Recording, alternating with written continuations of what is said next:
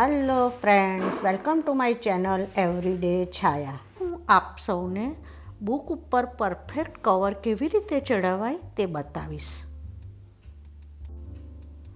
આપણે બુક્સને કવર કરવા માટે બ્રાઉન કલરના પ્લાસ્ટિક રોલનો યુઝ કરીશું, જેથી કરીને આપણે બુક્સ ઉપર કવર ચડાવીએ તો આપણને નીચે કઈ બુક્સ છે એ ટાઇટલ પ્રોપર દેખાય.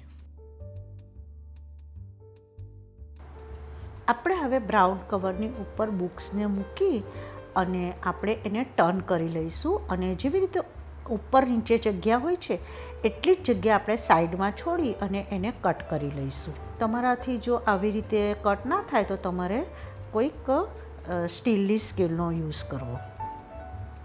આપણે બધી બુકને આ રીતે કટ કરી લઈશું. તમારે જેટલી બુક્સના કવર કરવાના હોય તે બધી બુક્સને આવી રીતે કટ કરી અને પહેલાં તૈયાર કરી લઈશું.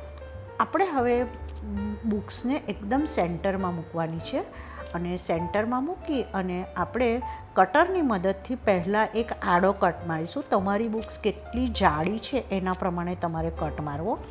આ બુક્સ થોડી પતલી છે તો આજુબાજુ મેં એકદમ ઓછો કટ માર્યો છે. અને આવી રીતે એક આડો અને બે ઊભો એવી રીતે ઉપર નીચે બંને સાઈડથી તમારે કટ મારી લેવાનો. હવે આપણે ઉપરનું પેજને પલટાવી લઈશું, જે એનું બાઉન્ડ હોય છે ને, અને નીચે અને ઉપરની સાઈડથી આવી રીતે એને ફોલ્ડ કરી લઈશું. પછી પાછળના ભાગને ફરીથી આપણે ફોલ્ડ કરી અને બંને સાઈડ ઉપર નીચે એને પણ આપણે ફોલ્ડ કરી લઈશું. અને જે આગળનું પોર્શન છે તેને આપણે પાછળની સાઈડ લઈ જઈશું અને એકદમ આપણે એને ખેંચી અને જે કોર્નર જે આપણી આવે ત્યાંથી આવી રીતે આપણે એને વાળી લઈશું. અને આવી રીતે આપણે એકદમ ટાઈટ એવું એને ફોલ્ડ કરી લઈશું. હું અહીં એક બીજી બુક પણ તમને બતાવું છું કે જે થોડી જાડી છે, તો એમાં તમારે કટ થોડો સાઈડમાંથી વધારે મારવાનો, જેથી કરીને આપણો બુક્સનું કવર એકદમ પ્રોપર ચડશે. તો એમાં પણ સેમ રીતે એક આડો અને બે આવી રીતે ઊભા કટ મારી અને ફરીથી આપણે એને સેમ પ્રોસેસથી જ ફોલ્ડ કરી લેવાનું છે. તમે બુક્સને આવી રીતે ક્રોસમાં પણ કટ કરી અને કરી શકો. આપણે બુક્સને જે ફોલ્ડ કરીને રાખી હતી તે બુક્સ હવે લઈ લઈશું અને સેલોટેપ કટ કરતા જઈ અને આવી રીતે એને એકદમ ખેંચી અને સેલોટેપ મારી લઈશું. તો આવી રીતે હું એક સાઈડ ઉપર 3 સેલોટેપ મારી છે મેં.